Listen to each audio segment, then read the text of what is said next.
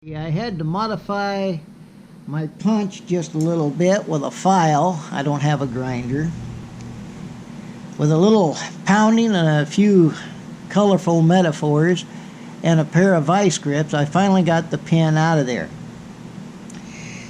Now, to remove this piece, we pull this straight on out, trying not to turn it so we know which way to put it back in. Just like that. Pull that off of there. I'm going to wipe this off, get most of the oil and crud off from it. I'm going to have to probably take some rubbing alcohol to it like I did the rest of the hammer. But we're going to slide that back in there all the way with some thread lock on there so it holds that firing pin solid.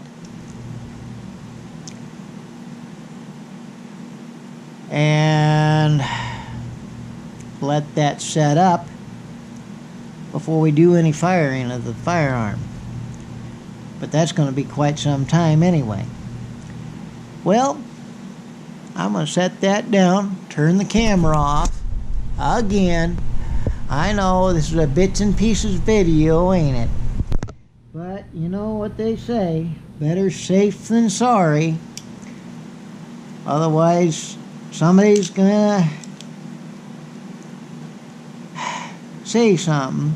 Oh, they showed how to take apart a complete weapon. Oh my. Oh, anyway, the day and age we live in,